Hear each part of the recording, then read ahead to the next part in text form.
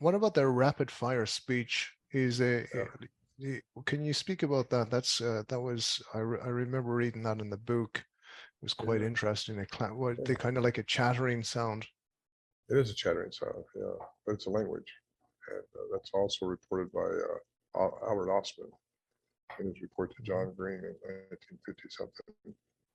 John Green interviewed him, and he had supposedly been held captive for 6 days in this canyon in British Columbia. Uh, he said they were chattering amongst themselves. That was 1924 when he had that happen, 24 or 34. And I've had other reports that say that we heard chattering going on, but no one around. I've had some people say, I heard my dog's name being called, but my dog's not even around. And sometimes you hear them pacing people outside, keeping track with them, but not you can't see them. They toy with you. And anyway, that's been reported quite a bit that they hear the chattering sound. It's what we had up there was chattering. I think it's because they have a large head, large brain. They talk twice as fast as we do, at least, probably more than that. And that's what the cryptolinguist said. Uh, And he had to slow the chatter way down just to transcribe the language, he calls it. Didn't translate it until you get one to come in and point to a tree and say ooga ooga. That's a tree. You don't know that ooga ooga means a tree.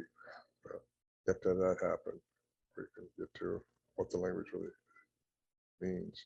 Oh, he says they also talk on the pant, which means they talk like the air back, some way.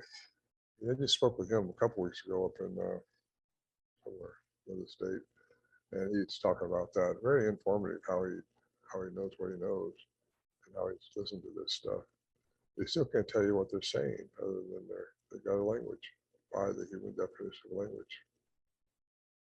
And their chattering, their language was directed towards you at any point, or was it just between Oh yeah, themselves? absolutely, absolutely. No, well, most of the time it's between themselves while we're inside the shelter. But 1974, when I got the glimpse of one, when I pulled my little recorder, my little hand recorder out of the cassettes, that's all we used then, the cassettes, out of my saddlebag and started recording them.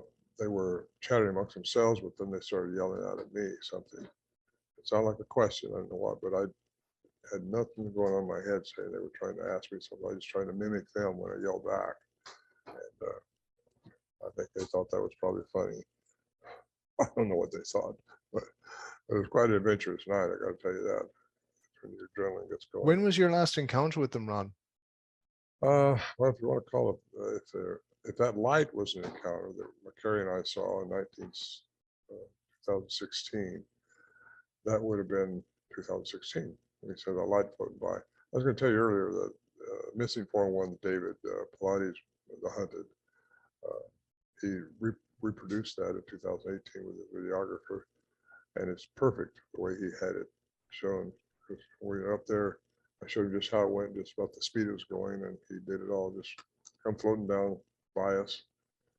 And till we watched it, went outside, and it wasn't fast. It was just floating. Crazy. No one, I mean, what do you do with that? You don't know where to put it, but that's just one thing. There's orbs up there. There's things you see. There's things you hear, but you don't see. One time I thought there was sound like a big tuning fork in the daytime. And I look up and trying to find the source of it and just can't see where it's coming from. Sound like now I think it might have been a spaceship. I don't know, cloaked. They can cloak. They know the Say again? rules. They can cloak. Spaceships can cloak. Oh, Yeah, yeah, they got the technology that can. And I don't know if it's going faster than the speed of light, which Einstein had nothing to do, but Einstein was wrong. Things in our three-dimensional environment can, but once you step out of it, you're going through consciousness and you're going through fast. It's like our consciousness, it goes faster than the speed of light.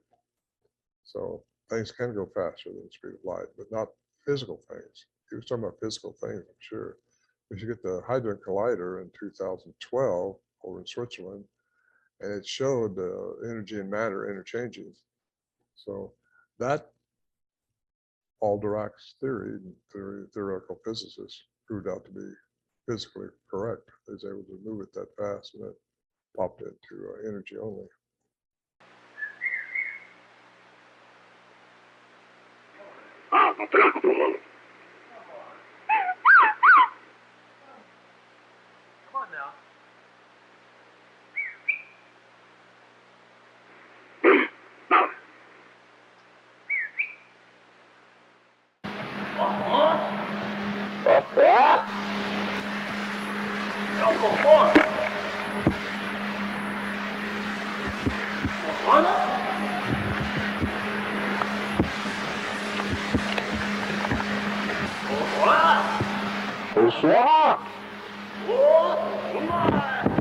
Right there, just seen movement.